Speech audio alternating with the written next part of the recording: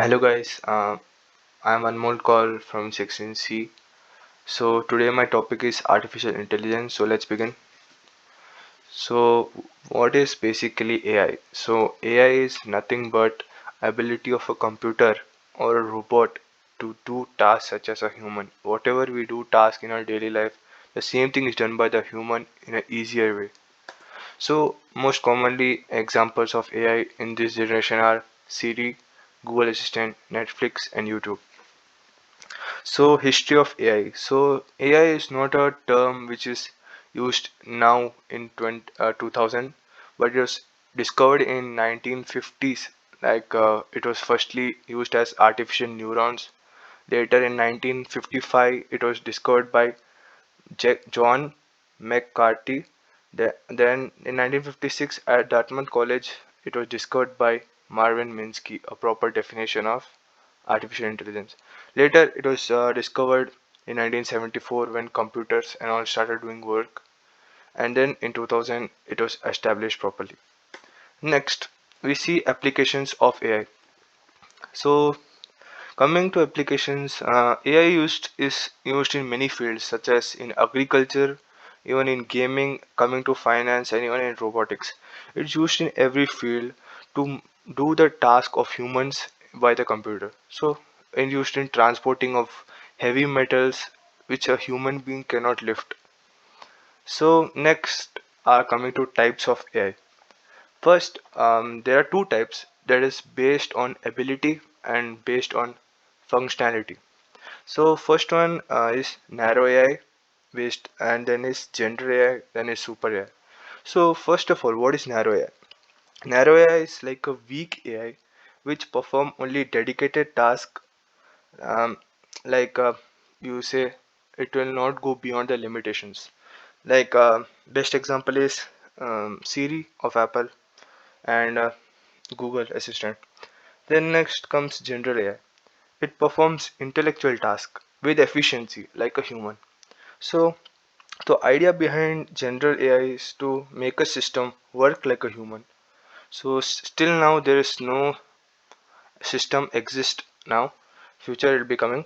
Then next there is super AI. Super AI is it can think more than a human and do work more than a human. Just like it can surpass human thinking, and it can communicate by itself, and it can solve problems by itself, and like make judgments by itself. So still it's a hypothetical, still it's a concept, so it did not come still now. So next is based on functionality. It is relative machines. So relative machines is like basic of AI. They do not store memories of the past incidents what have happened. So, like example of reactive machines are IBM's Deep Blue system. Okay, then coming to limited memory. Limited memory can store the previous data for a short period of time. Like we can check the after like we drive a car, it can we can check the distance from driven through different cars, and we can check the speed of the car what which was driven before, and we can check the distance of the car which was traveled, and we can navigate in the car. So next, coming to theory of mind. So theory of mind is basically a machine which works on like a human emotion, like it can interact with humans like a human. So still now there is no system exist, and self-awareness is a hypothetical machine uh, which can surpass humans. Still it does not exist. Yeah, so no need to talk about that. Next, next we see artificial intelligence, machine learning, and deep learning. Many people think that these three are the same, but actually they are not the same. Even though Siri comes under these three, but still it's not the same. Artificial intelligence is a technique in which a machine will mimic like a human behavior, but machine learning is a subset of AI which use statistical method to enable machine to improve with experience.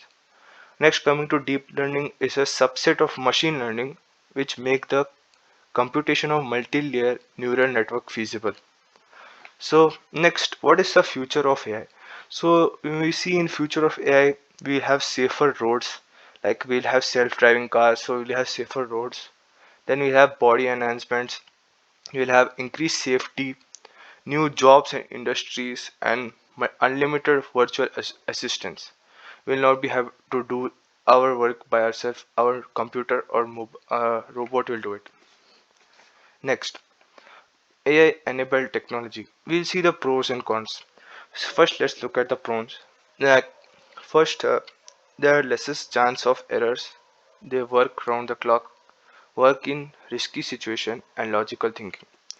Then cons are like disadvantage, like they're expensive, alternative to human resources and increased dependency. So anything will have advantages and disadvantages, you can see. Next, so it's a physics PPT. So what is the role of AI in physics? So one like there are not much roles of AI in physics. Basically, it's based to computer, but there is one role like a discovery of Higgs boson particle, that is often known as gold particle, which was discovered using the AI neural network to help identify complex patterns in particle collisions. So that's it guys. Thank you for watching.